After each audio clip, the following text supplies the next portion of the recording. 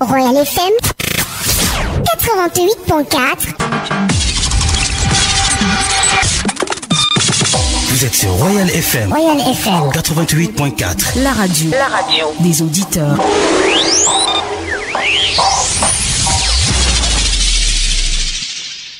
Le Point littéraire, une émission préparée et présentée par Jean-Jacques Foucault.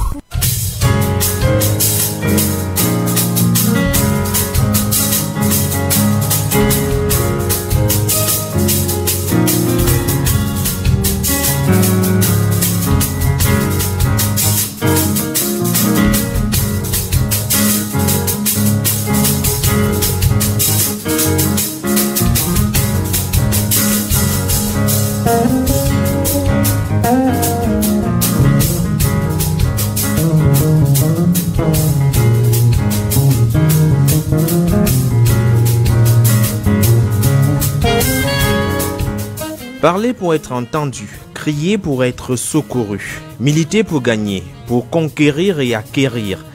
Chaque combat mérite acharnement et mouvement perpétuel pour arriver à un résultat efficient et satisfaisant. On dit, ne dit-on pas que c'est au bout de l'acharnement, de l'effort qu'on obtient un résultat. Laissez s'écraser sans regret sur vos convictions, vos peurs, vos hésitations, même les plus tenaces. Le combat, le vrai combat, c'est la vie, au bout de laquelle nous n'attendons, et on le sait, et sans détour, une seule finalité. Certaines ne face à aucune autre option, justement. Mais avant de passer de vie à trépas, il faut impacter son temps, le marquer à travers la lucidité, l'objectivité, ou ce qui s'en rapproche. Le monde, le tout n'est pas d'amasser des richesses matérielles. Avoir pouvoir et gloire au bon vouloir, il faut impacter, transformer autour de vous et avec vous votre environnement. Et c'est certainement à ce dessein que se livre l'auteur du soir, qui est un homme qui s'inscrit en défenseur offensif de la femme, trop souvent jugé subjectivement et présenté comme un accessoire. L'auteur Nietzsche ira très loin, en la présentant comme simple instrument de plaisir, inacceptable.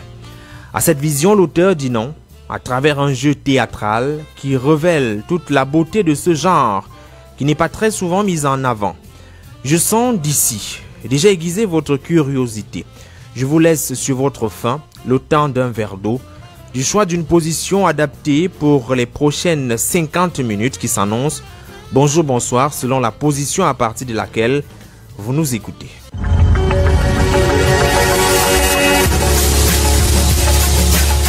Pourquoi j'écris? Pour que la vie soit plus diverse. Pourquoi j'écris? Parce que c'est ce que je sais faire. Et parce qu'avec l'âge, de toute façon, les possibilités se raréfient. Quand j'ai écrit ce roman, j'écris tous les matins à partir de 7h30, 8h moins le quart, jusqu'à 9h30. On ne m'a pas donné de conseils en particulier pour écrire. Par contre, mon père m'a dit que j'en étais capable. Mais t'écris parce que t'as un truc à dire. Tout le monde écrit, mais tout le monde n'est pas écrivain. Pourquoi le devient-on? Comment le devient-on? D'où vient l'inspiration? Écrivain, écrivaine. Le Point littéraire, Jean-Jacques Foucault. Jean-Jacques Foucault. On connaît les écrivains à travers leurs œuvres, mais connaît-on leur univers? Les romanciers nous entraînent dans leur fiction, mais quelle est leur vie au quotidien? Ces acteurs contemporains nous livrent un témoignage de notre temps. Mais quels sont leurs sentiments? Pour sa 3e saison, le Point littéraire innove. C'est désormais jeudi à 21h sur Royal FM. Le Point littéraire, c'est une émission de littérature. Toute la littérature, ici, tous les genres, sous-genres et types d'écriture se rencontrent. Vous aurez droit à plus de découvertes de livres et d'auteurs. Ici, tous les genres littéraires et textes scientifiques se côtoient. Le Point littéraire, jeudi à 21h sur Royal FM. Prenez le rendez-vous. Nouvelle saison inédite avec Jean-Jacques Foucault. Jean-Jacques Foucault. On ne m'a pas donné de conseils en particulier pour écrire. Par contre, mon père m'a dit que j'en étais capable. Mais t'écris parce que t'as un truc à dire. Tout le monde écrit, mais tout le monde n'est pas écrivain. Pourquoi le devient-on? Comment le devient-on? D'où vient l'inspiration? Écrivain, écrivaine. Nouvelle saison inédite. Jeudi à 21h sur Royal FM. Le point littéraire, la première de couverture. La première de couverture.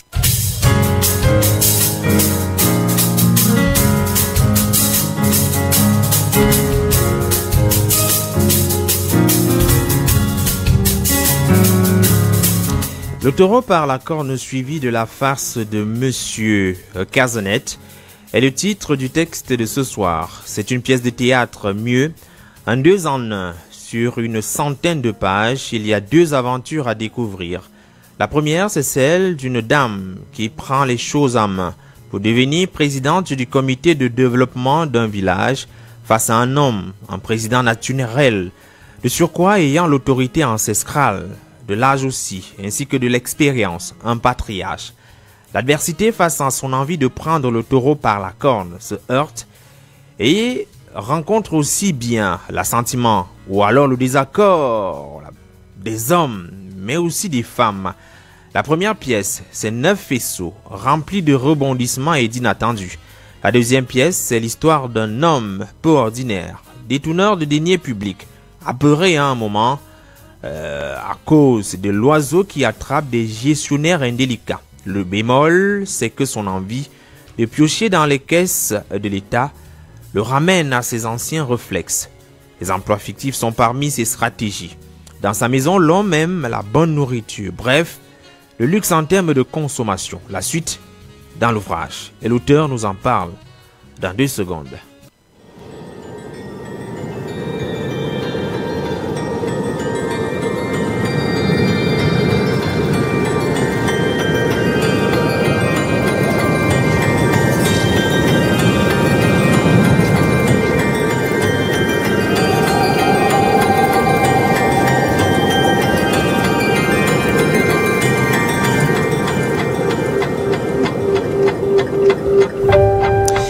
Il est déjà avec nous, Jean-Marie Bolo. Bonsoir et merci d'être venu à notre rencontre pour nous parler de votre ouvrage.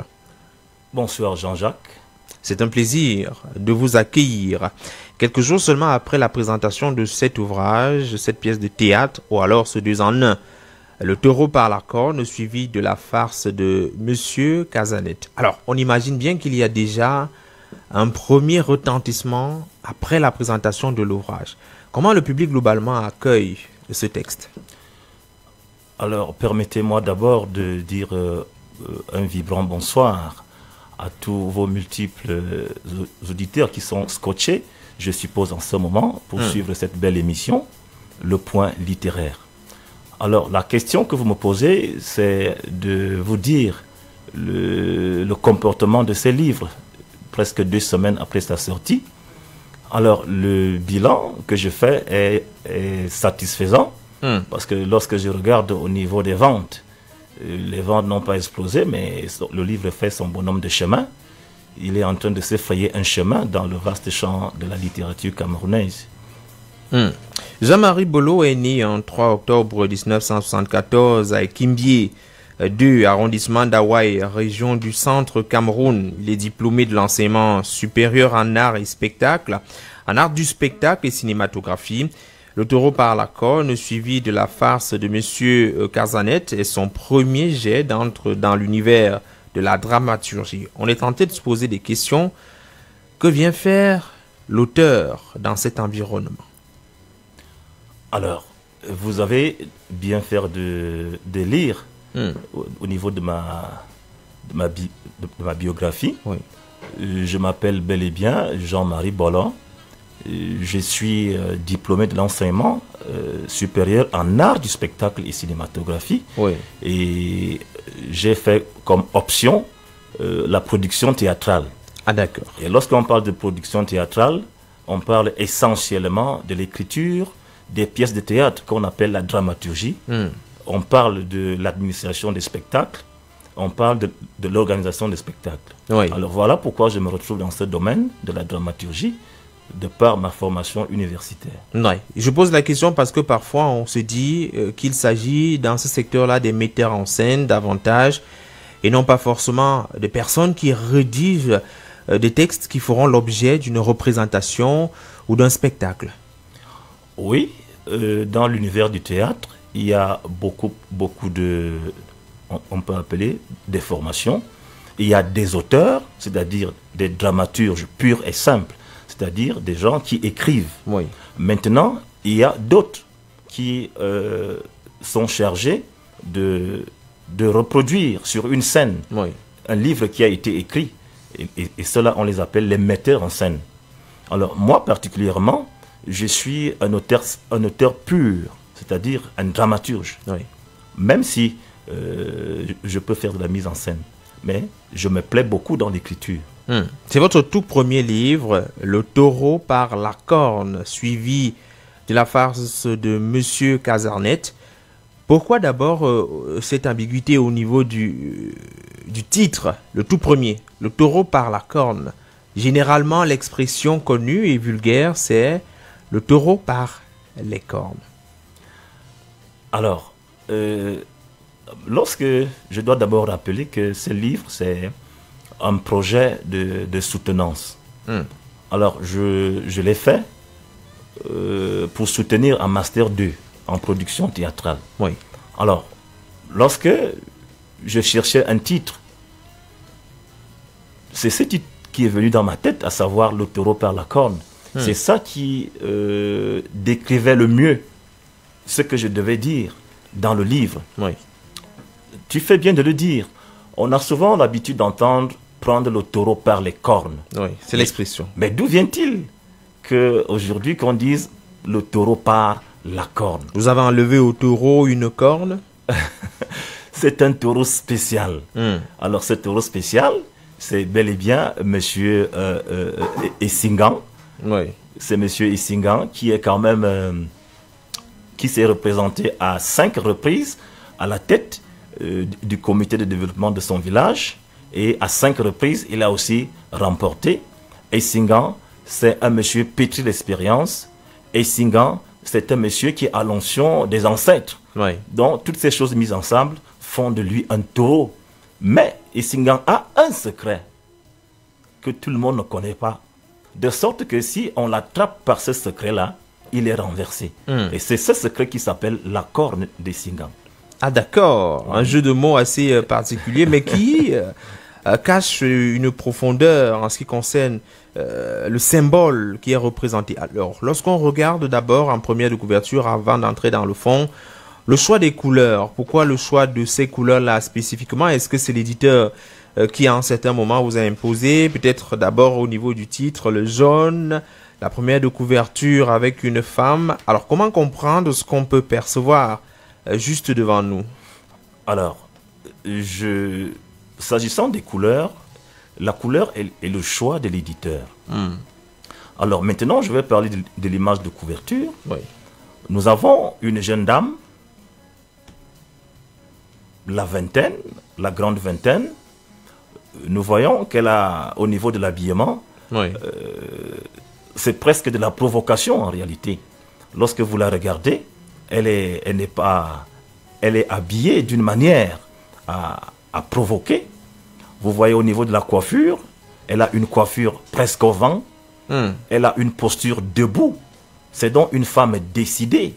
Et lorsque vous la voyez, elle est presque juchée sur le toit du monde. Les immeubles sont à ses pieds, et même la carte du monde est à ses pieds.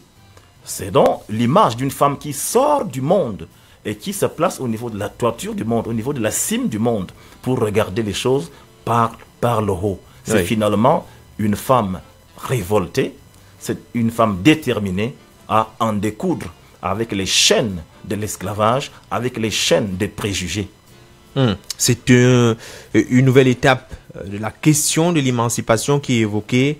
Les femmes également peuvent. Et d'ailleurs, dans la première note, on peut remarquer que c'est un combat que vous menez bien. Pourquoi avoir choisi d'écrire pour la femme, précisément?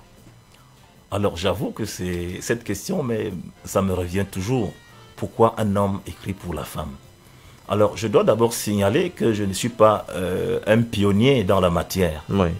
Lorsqu'on lit, par exemple, Guillaume Oyonombia, Ferdinand Oyonombia, qui avait écrit 3 prétendants, un mari. Je ne sais pas si j'étais déjà né dans les années 60. Je n'étais pas encore né. Il écrivait déjà sur la femme.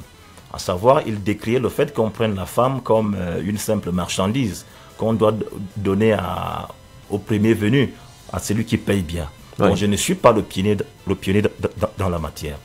Alors, pourquoi moi, Jean-Marie Bollor, j'écris aujourd'hui sur la femme?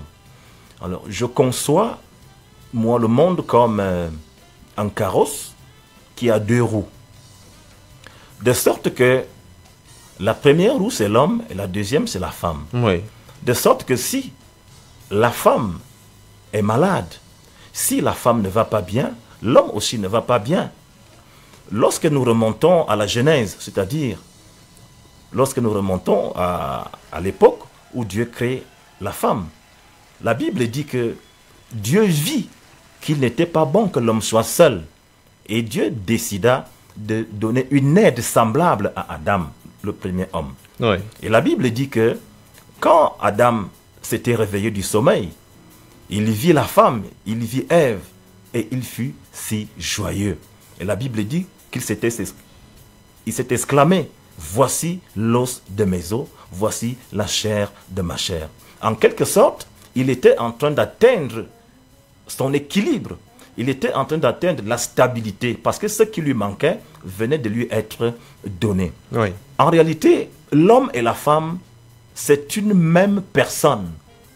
De sorte que lorsque la femme ne va pas bien, l'homme aussi ne va pas bien. Pour que l'homme aille bien, il faut qu'il traite la femme. Il faut qu'il soigne le mal qui est dans la femme. Lorsque j'écris pour la femme, en réalité, j'écris pour moi-même. Quand je parle de la femme, des problèmes de la femme, je parle de mes propres problèmes. Donc voilà donc pourquoi j'ai pris la décision, à travers cette production théâtrale, d'écrire sur la femme. Pour parler de la femme et plaider pour la cause de la femme, il y a une très belle histoire qui s'écrit, celle notamment d'une femme qui décide de prendre également le pouvoir. Il est question pour vous de démontrer que l'intelligence n'a pas de sexe. Si on regarde bien la morale qu'il faut retenir au-delà du jeu des personnages. Ça c'est oui, je dis oui tout de suite. Je vais revenir sur un fait qui peut être observable aujourd'hui par tout le monde. Alors, lorsqu'on nomme une femme à un poste de responsabilité quelconque, aujourd'hui, ça provoque encore, les gens regardent ça comme un fait extraordinaire. Les gens observent encore ça comme un objet de curiosité. Alors que lorsqu'il s'agit d'un homme, cela va de soi. Lorsqu'on nomme une femme directeur quelque part, c'est curieux. Ça attire la curiosité. Mais si c'était un homme, cela va de soi.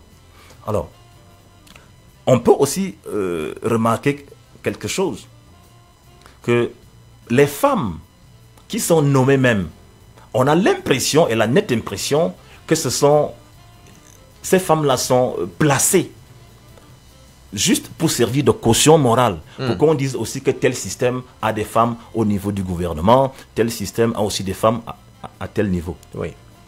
Alors, lorsque vous regardez les potentialités de la femme aujourd'hui, et lorsque vous regardez sa représentativité au niveau des échelles de décision, alors il y a comme un déséquilibre. Il y a comme un déséquilibre, alors que la femme, autant que l'homme aujourd'hui, présente des potentialités, les mêmes potentialités, et par conséquent, elle doit aussi occuper les mêmes postes. Lorsque vous parlez de potentialité, vous parlez d'égalité, ou bien c'est pas tout à fait cela? J'évite un peu souvent le terme d'égalité, parce que ce terme est très mal compris par certaines personnes.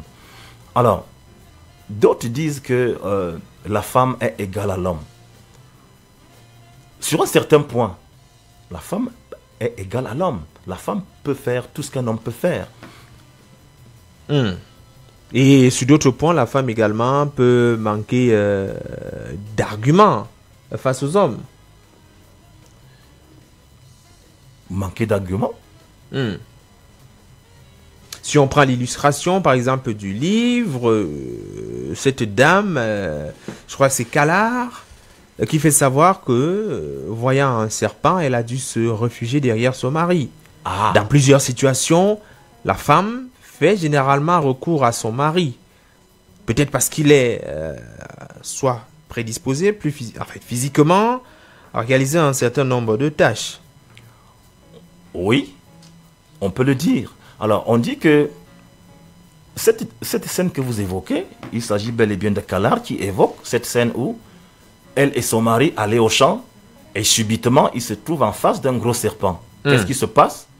Elle passe derrière le mari et son mari, d'un coup sec, tue l'énorme serpent. Donc, elle utilise cette image pour dire, pour décourager Dame de Fer, pour lui dire qu'en réalité, la place de la femme, c'est derrière l'homme. Or, ce n'est pas ça. La place de la femme n'est pas derrière l'homme. La place de la femme, c'est à côté de l'homme. Pas devant l'homme, pas derrière l'homme, mais à côté de lui. Alors, l'ouvrage, et tout à l'heure vous venez de le dire, et on constate que quelquefois les femmes sont utilisées comme des faire-valoir. La faute à qui? Au système qui pouvait présenter comme extrêmement masculin, ou alors aux femmes qui ne se mobilisent pas suffisamment, qui n'affirment pas leur volonté d'occuper effectivement les postes de responsabilité, pas seulement une volonté à travers des dires, mais par les compétences qu'elles présentent et illustrent. Naturellement. Alors, le monde que j'évoque dans ma pièce de théâtre, je l'ai qualifié d'un monde essentiellement masculin.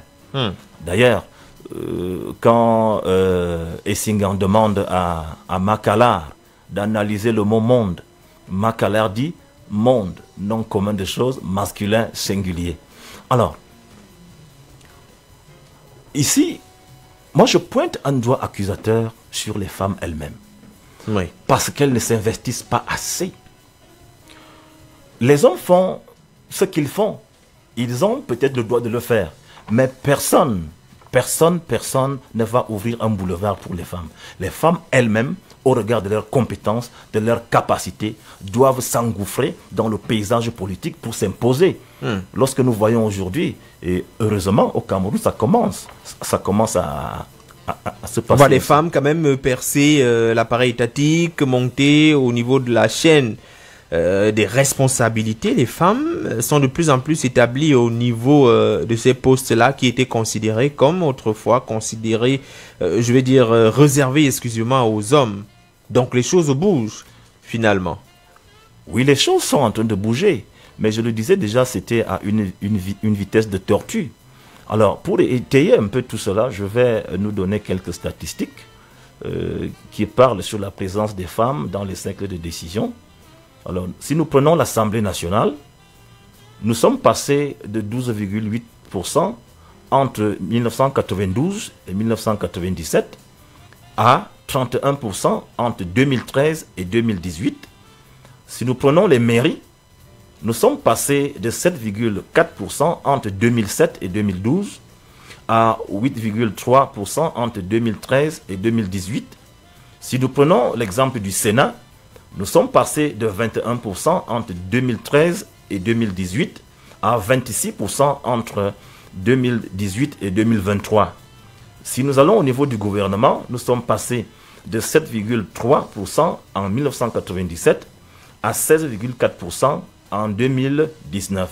Alors, l'analyse de ces chiffres montre quand même qu'il y a une amélioration de la situation. Mais cette amélioration est à la vitesse de la tortue, je l'ai déjà dit. Au regard des compétences et du poids des femmes dans la société camerounaise. Les femmes sont toujours cherchées lorsqu'il s'agit d'établir des listes. Où sont-elles si elles sont compétentes? Aujourd'hui, c'est le quota qui est imposé à des listes dans différentes élections. Est-ce que cela ne veut pas dire qu'on ne devrait peut-être pas forcer un peu la main aux femmes qui ne sont pas partantes pour ce type d'initiative, pour ce type de responsabilité? C'est ce plaidoyer et même ce réquisitoire que je fais dans ce livre, à savoir demander aux femmes de s'impliquer, de s'inscrire dans des listes électorales. Je demande aux femmes je vais appeler ça ici, de s'engouffrer dans l'univers de la politique pour occuper des positions de décision. Parce que personne ne viendra à leur place faire cela.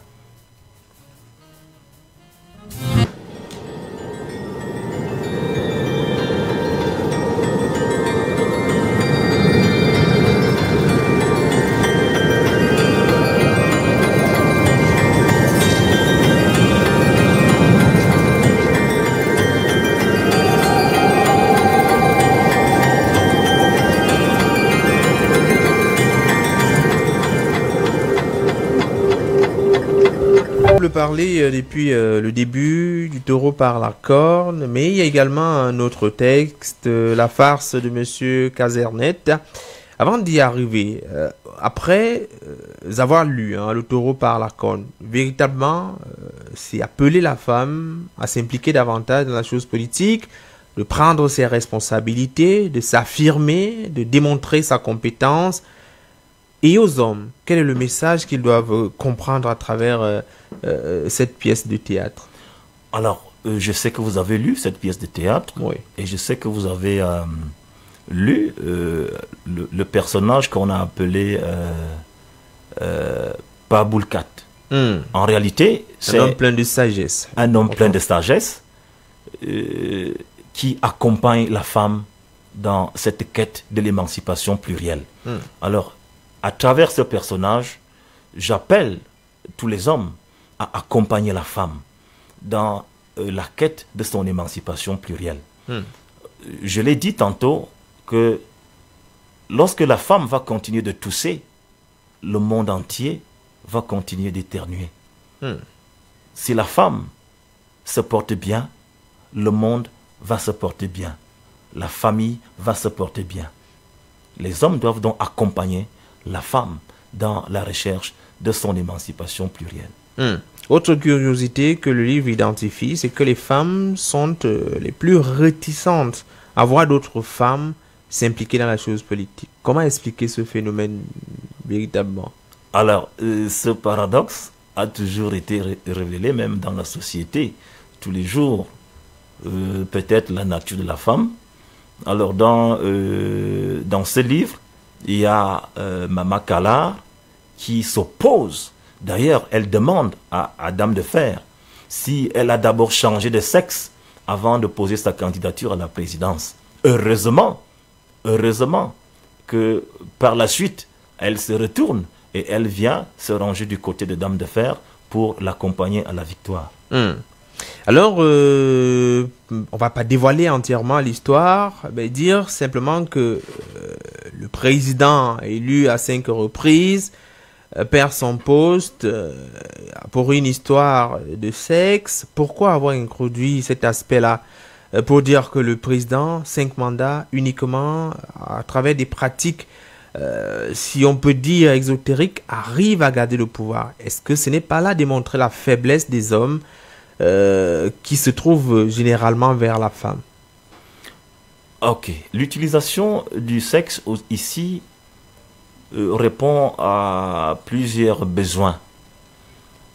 Le premier, c'est que je voulais démontrer que effectivement le pouvoir des Singans reposait sur des pratiques occultes. Et le fait qu'il tombe, ce que je veux dire, c'est que les œuvres du diable ne sont jamais parfaites.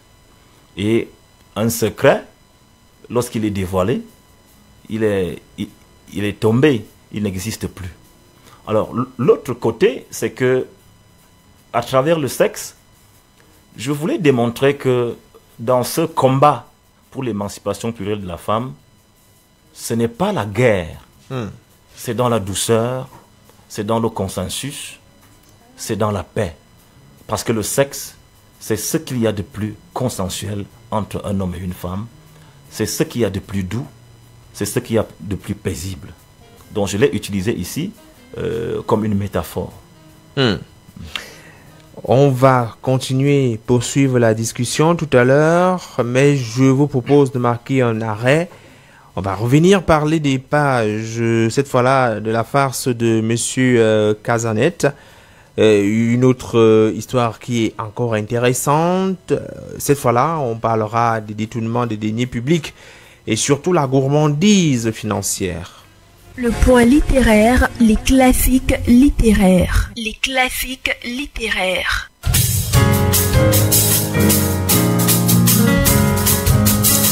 Comme tous les jeudis à 7h exactement, Annie-Lisette Ambassa arrive pour nous présenter un trait connu de la littérature.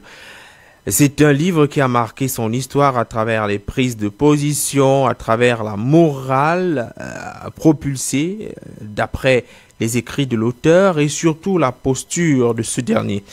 Annie-Lisette Ambassa, bonsoir. Bonsoir Jean-Jacques Foucault. L'héritage d'Esther publié en 1939, rassemble en un bref récit tout ce qui fait l'art de Marais. Retiré dans une maison qui menace ruine, engourdie dans une solitude qui la protège, une femme déjà vieillissante voit soudain ressurgir le seul homme qu'elle a aimé et qui lui a tout pris, ou presque, avant de disparaître 20 ans plus tôt. La confrontation entre ces deux êtres complexes, d'un côté Esther la sage, ignorante de ses propres abîmes, et de l'autre Laos, l'insaisissable, séducteur et escroc, est l'association d'un de ces face-à-face où l'auteur des braises et de la conversation de Bolzano excelle. Un face-à-face où le passé semble prêt à renaître de ses cendres, le temps que se joue le dernier acte du drame, puisque la loi de ce monde veut que soit achevé ce qui a commencé. La tension dramatique extrême, l'atmosphère somnambulitique, l'écriture sobre et précise font de ce court roman un véritable chef-d'œuvre. Sándor Márai, né Sándor Grossschmidt de Mára, né dans une famille de la petite noblesse de Haute-Hongrie le 11 avril 1900 et meurt le 22 février 1989. Il est issu d'une fratrie de 4 enfants dont il est l'aîné. Il est le fils du docteur Gréza Grossschmidt de Mára, notaire royal, président de la Chambre des avocats de Kassa et ancien sénateur du Parti socialiste chrétien national hongrois. Sa mère est Marji Rakozovaki. Sándor Márai est attiré très tôt par l'écriture. Il publie en effet son premier recueil de poésie à l'âge de 18 ans et tout en poursuivant ses études d'art à l'université de Budapest, collabore régulièrement au quotidien Magyarország, une contribution à un journal communiste lors de l'éphémère République des Conseils de Hongrie, régime dictatorial dirigé par Béla Kun, 21 mars 1er août 1919. Incite ses parents à l'oppresser de partir quelque temps à l'étranger au renversement de ce régime par l'armée franco-roumanaise du général Henri Berthelot. Sándor Márai est un écrivain célèbre dans la Hongrie du régent Horthy. Journaliste, poète, auteur dramatique, traducteur littéraire, cet écrivain brillant connaîtra dès ses premiers romans le succès avec Le Premier Amour, paru en 1928, Les Révoltés en 1930, Un chien de caractère en 1932, L'étrangère 1934 et surtout Les Confessions d'un bourgeois 1934 également. Écrit dans un style clair et réaliste, ses nombreux articles dans les journaux font de Sándor Márai le chroniqueur célèbre de la vie culturelle de son pays.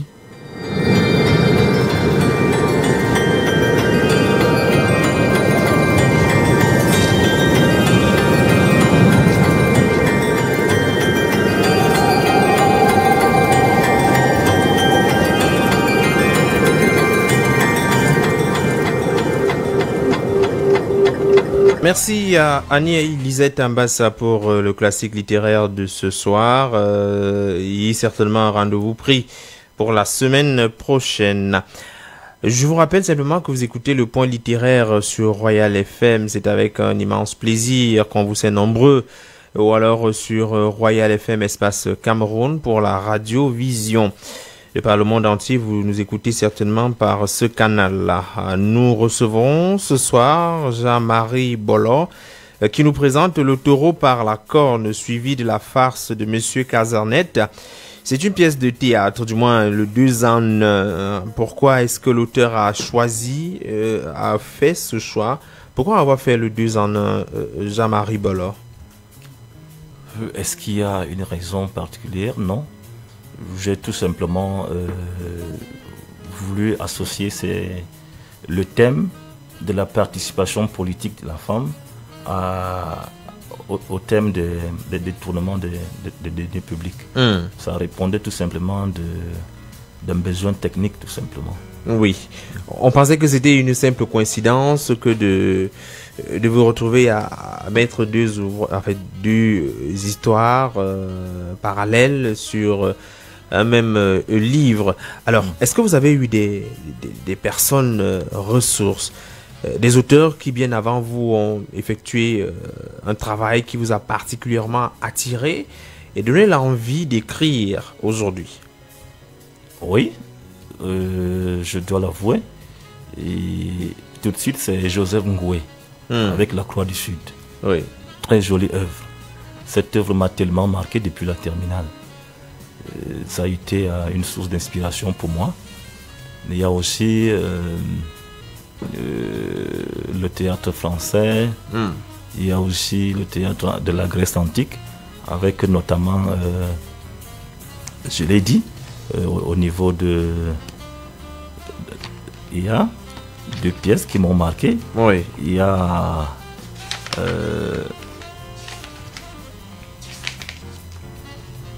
La farce de M. Patelin, de Nicolas de la Chesnaye, et il y a les histoires d'Aristophane. Oui. Donc en réalité, voilà les deux œuvres qui m'ont marqué, et qui m'ont inspiré. Alors, votre deuxième, du moins, pas deuxième texte, la deuxième pièce, La farce de M. Casanet. Ici, on parle de la question des détournements de deniers publics. C'est un sujet qui semble véritablement vous intéresser, qui semble vous interpeller. Pourquoi les détournements de deniers publics d'abord? Alors, vous savez avec moi que le problème des détournements des deniers publics, c'est l'une des causes de la décrépitude des États africains. Oui. Pour la simple raison que toute la production nationale est volée, spoliée et mise dans les poches de certaines personnes. Et ça plombe l'économie du pays, ça plombe le développement du pays. Et face à un tel phénomène, aucun cœur ne peut rester de marbre. Voilà pourquoi j'ai décidé, à ma manière, et dans ce que je sais faire le mieux, à savoir écrire, de dénoncer cela avec la dernière énergie. Surtout pour cette deuxième pièce, il y a un ton comique qu'on peut percevoir. Est-ce que c'est pour dire que la question des deniers publics, du moins du vol, du détournement de l'argent public fait l'objet? Est-ce que cela est risible? Est-ce qu'on peut trouver des moyens de s'amuser autour de cette question qui est plus ou moins sensible? Est-ce que les détournements font rire? Non. Le rire ici vient tout simplement des caractéristiques du théâtre. On dit qu'au théâtre, on corrige les mœurs en riant. Alors, je vais commencer par dire ce que c'est que la farce de M. Casernet. En réalité, c'est une comédie judiciaire. Une comédie judiciaire. Une comédie judiciaire qui met en scène un maire qui est poursuivi par un juge pour détournement de biens publics. Ce maire-là avait en charge la construction de l'hôtel de ville et il a gonflé les effectifs des employés du chantier. Et donc, dans le langage des atteintes à la fortune publique, il a fait ce qu'on appelle le détournement par Casernet. C'est-à-dire que au lieu de 100 employés dans un chantier dont il a la charge, il déclare 150. Alors, il prend dans l'argent des 150. C'est ça qu'on appelle le détournement par Casernet. Et c'est d'où vient le nom Casernet de M. Casernet. La petite histoire, elle est comique, mais c'est une situation extrêmement grave, vous l'avez dit. Les biens sont spoliés par des individus qui continuent au quotidien et qui se retrouvent certainement devant la justice. Et pour le cas de M. Casernet, qui réussit quand même à s'en tirer, du moins pour le moment. Du moins, il fait croire. Il fait croire au juge qu'il est bon. D'où l'aspect de la farce. Parce que dans une farce, il faut comprendre que la farce est un sous-genre théâtral qui vient de la comédie. Parce que dans le théâtre, on on a la tragédie, on a la comédie.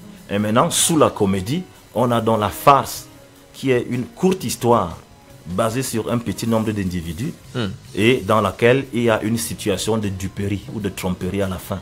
C'est ça les caractéristiques d'une farce. Et effectivement, dans cette farce de M. Casernet, il fait croire au juge qu'il est déjà mort pour s'échapper, pour se sauver des mailles de la justice. De toutes les façons, pour savoir s'il a pu le faire, s'il a pu s'en tirer, il est évident qu'il faut avoir l'ouvrage. Alors, lorsqu'on lit les deux pièces, est-ce que l'auteur est satisfait du résultat à la fin de ces deux pièces? Est-ce que l'objectif, notamment faire le plaidoyer pour la cause de la femme, qui devrait s'impliquer davantage dans la gestion des affaires publiques et aussi au sujet de la question des détournements de deniers publics, est-ce que vous avez dit ce que vous souhaitiez dire, du moins à travers la réflexion que vous avez menée bien avant la rédaction de l'ouvrage? Je vais d'abord exprimer ma satisfaction pour avoir écrit ce livre. Parce que je vous l'ai dit, c'était un projet de soutenance. Alors, ce livre est écrit depuis 2008. 2008. Jusqu'à aujourd'hui, ça fait 12 ans. Pourquoi ça t'a dit à être publié? Alors, justement pour des problèmes financiers. Vous savez que pour publier un livre comme celui-ci, c'est beaucoup d'argent. Beaucoup d'argent que je n'avais pas. Et ça a été dit le jour de la dédicace que j'ai reçu l'appui du ministère des Finances, de la Culture. De la Culture, oui. Et également d'ONU Femmes. Et d'ONU Femmes, qui, lorsqu'ils ont lu ce projet, ils ont cru en ce projet et ils m'ont aidé en cela. Alors je suis satisfait puisque ce livre est sorti après beaucoup de luttes.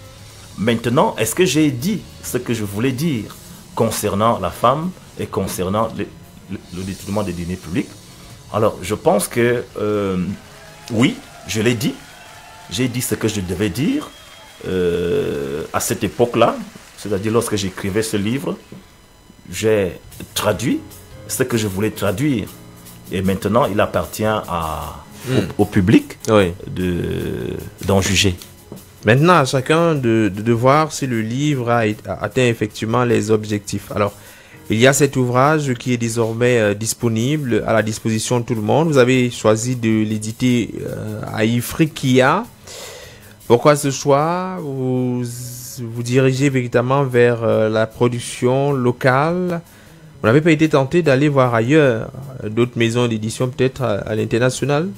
Alors, je ne pouvais pas être tenté d'aller voir ailleurs, puisque je n'avais même pas d'abord les moyens pour produire localement. Alors, Ifriqiya, c'est une maison que je connais depuis. Je connais le directeur d'Ifriqiya personnellement, donc ça a un peu joué dans mon approche. Donc, je connais parfaitement M. Awono, qui est le directeur d'Ifriqiya. Alors, le taureau par la corne, suivi de la farce de M. Casernet, pièce de théâtre, du moins un 2 en 1, paru aux éditions Ifriqiya depuis quelques jours maintenant, 2 semaines, vous l'avez mentionné. Alors, pour la publication, du moins la vulgarisation et la diffusion à travers le Cameroun, comment cela va se dérouler? Est-ce qu'il y a déjà un plan vous permettant de distribuer le livre, de mettre le livre à la disposition du grand public dans les villes camerounaises et pourquoi pas dans les coins reculés? Naturellement, déjà le livre est disponible à Yaoundé, à la librairie Saint-Paul, poste central. Le livre est disponible à la librairie Peuple Noir, poste central à Don Bosco. Et tous ceux qui ont besoin de ce livre peuvent se rapprocher des éditions Ifriqiya à la montée du parc. Et très bientôt, nous allons lancer l'offensive au niveau des universités d'État. Il y a un programme pour les universités. Oui. Aller vers les universités, échanger avec les étudiants aussi. Échanger avec les étudiants, organiser des présentations publiques du livre. Pourquoi avoir choisi le théâtre? Certainement parce que vous êtes de formation, mais est-ce que vous n'avez pas pensé qu'un autre genre aurait peut-être plus d'avantages, ou bien vous avez décidé, comme la formation vous a donné les armes pour le théâtre, rester cantonné dans ce domaine-là? Alors, je dois déjà vous dire quelque chose de très important, c'est que je suis aussi romancier Je suis novelliste. Ouais. J'ai des romans qui sont écrits, qui sont prêts. J'ai des nouvelles qui sont écrites et qui sont prêtes. Alors, il se trouve que j'affectionne particulièrement le genre théâtral. Ouais. Parce que le théâtre me donne beaucoup plus des capacités d'être ce que je veux. Je peux être président de la République, je peux être le pape, je peux être un fou, je peux être un journaliste dans le théâtre. Donc, le théâtre est le genre qui me donne beaucoup plus de possibilités pour m'exprimer. Et c'est pour cette raison que vous avez fait ce choix-là. Est-ce qu'après, vous savez, le théâtre, il y a l'écriture, certes, mais il y a la représentation théâtrale. Est-ce qu'il y a déjà un projet en vue pour pouvoir présenter ou en spectacle ce que vous avez écrit? Est-ce que vous réfléchissez déjà sur cette possibilité-là? Bien sûr que je réfléchis. Et déjà, il y a beaucoup d'hommes de la scène qui s'intéressent à la pièce pour la mettre en scène. Oui. Déjà. Il y a même d'autres qui s'intéressent à la traduire en anglais. Ah, d'accord. Oui. Pour le public anglophone. Pour le public anglophone. Pour que le livre arrive... Pour une large diffusion du livre dans l'espace national. Alors, vous pensez à la représentation théâtrale. C'est un projet colossal qui se prépare décidément. Alors, vous avez écrit ce livre depuis 2008. Aujourd'hui, on est en 2020. Le livre est enfin publié. On s'imagine bien que ça vous a pris un certain temps pour pouvoir mettre la pièce. C'était un projet, certes, au niveau, sur le plan académique. Combien de temps sur le plan académique vous avez travaillé sur cette pièce de théâtre du 2 ans? Combien de temps? Oui, 1 an, 2 ans, 3 ans pour pouvoir finaliser tout? C'est plus de 2 ans, c'est plus de 3 ans. Plus de 3 ans? C'est plus de 3 ans, oui. C'est plus de 3 ans. Parce que je me souviens, je vous ai dit que la publication de ce livre n'a pas été facile du tout. Oui. Je me suis approché de beaucoup de maisons d'édition de la place, mais à chaque fois, ce que je devais payer, ça a été un peu plus lourd que mes possibilités. Et je m'étais rétracté à chaque fois. Donc, l'écriture m'a pris plus de 3 ans. Oui. Plus de 3 ans d'écriture, oui. Plus de 3 ans. Plus enfin, de 3 ans. Le livre est là. Vous aviez pour moment de préférence en ce qui concerne l'écriture. La nuit et le matin, c'est à quel moment vous vous sentiez le plus inspiré? En réalité, je suis quelqu'un qui marche avec du papier et un stylo à tout moment.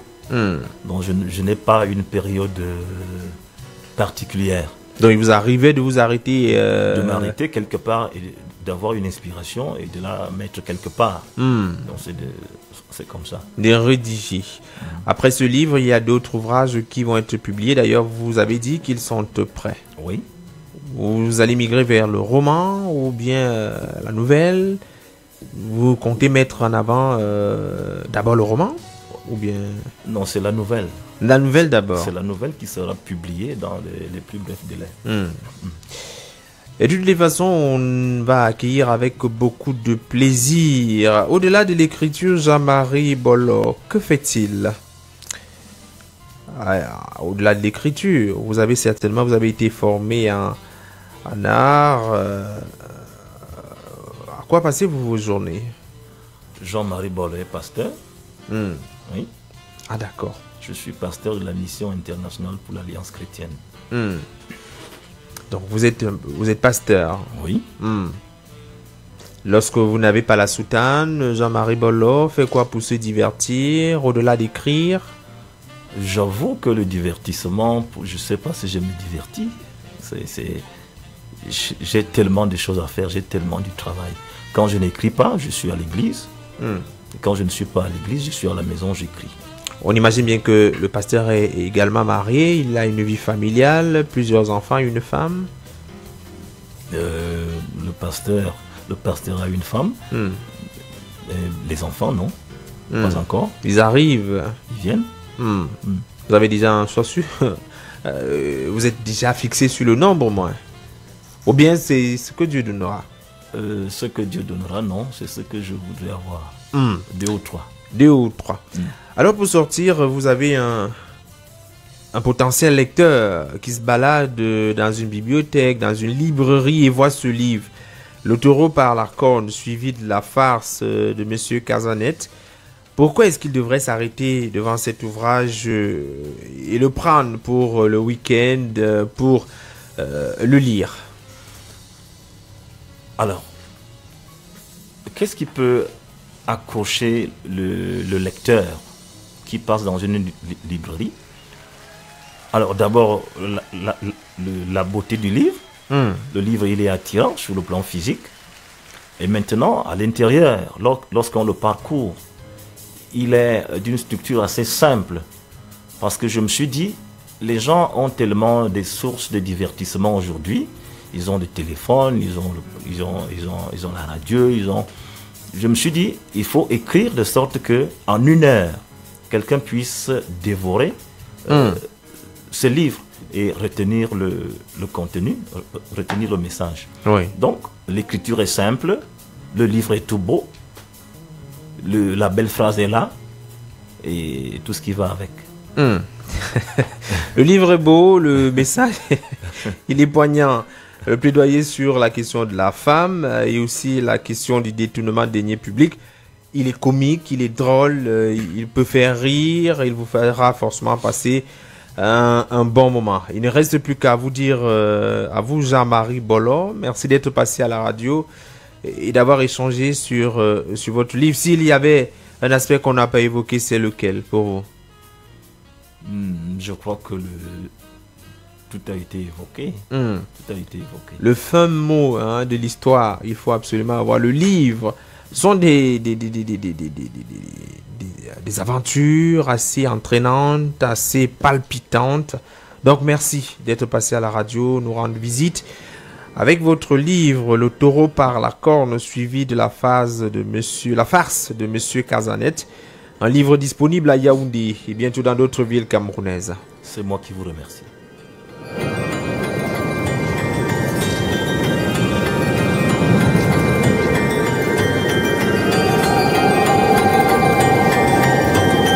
Juste le temps de dire que Romuald Ekoumé nous a accompagnés à la mise en onde de ce soir. La régie d'antenne était assurée par Carole Prudence Tientieux. Coordination centrale, Roger Kiek du Kiki. Supervision générale, le reverend pasteur Emmanuel Noël Bissaï. Jean-Jacques Foucault, c'est mon nom. Je vous retrouve jeudi prochain à la même heure, à la même fréquence. Bonne soirée à vous.